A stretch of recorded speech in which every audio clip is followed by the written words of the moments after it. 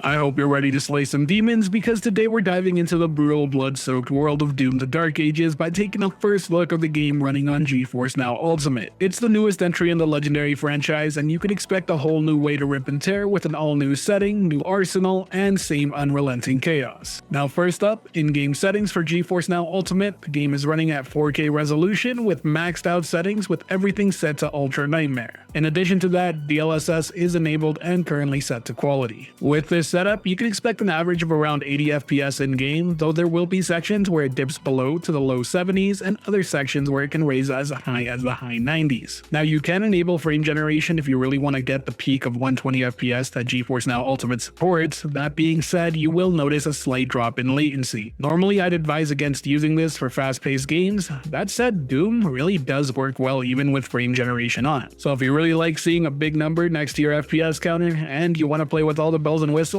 it is a viable option here. But now let's talk about the game itself. As I said, I'm playing it on GeForce NOW Ultimate today, and that's because it's available through PC Game Pass now. One thing you should know is that when launching the game, you may get a pop-up saying that you need to update the GPU drivers. Just simply hit play and then play on the following message and you'll be in game. NVIDIA is fully aware of the issue, and they have stated that they are implementing a fix to get rid of the pop-up. But that's enough about the technicalities. Back to the game itself. It's great if you like Doom. It looks good, it plays good, and Doomslayer is still one of the coolest characters in gaming. But it should be noted that this isn't Doom Eternal. This is a more grounded experience, though it is still very much so fast-paced. It is noticeable that they tried to provide something different here. You're heavier, less mobile, and while combat still requires a whole ton of movement and there are massive hordes of enemies, way more so than before, the gameplay tends to reward more thoughtful and strategic use of your weapon and shield. This may be a bit of a downside for those who really loved Eternal's gameplay. That being said, if you're a Doom fan, chances are you're still gonna have a ton of fun here, just a different kind of fun. Visually, the game looks phenomenal, and Doom's never looked any better.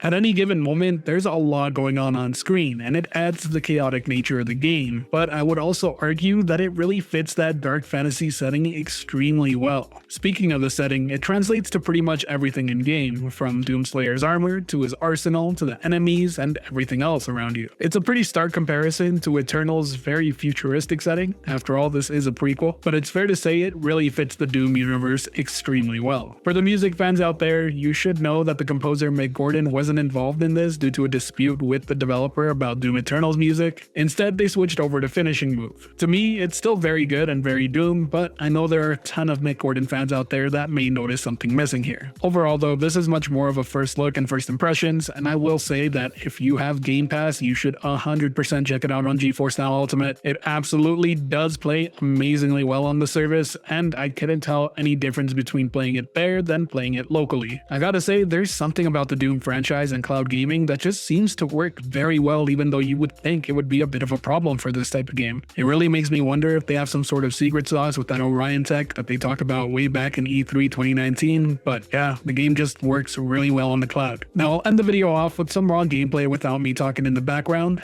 That being said, if you enjoyed the video, hit the like button, want more like it, subscribe to not miss out. As always, this has been Steven from Anytime Anywhere Gaming, wishing you a great day, and until next time, I'll catch you in the clouds.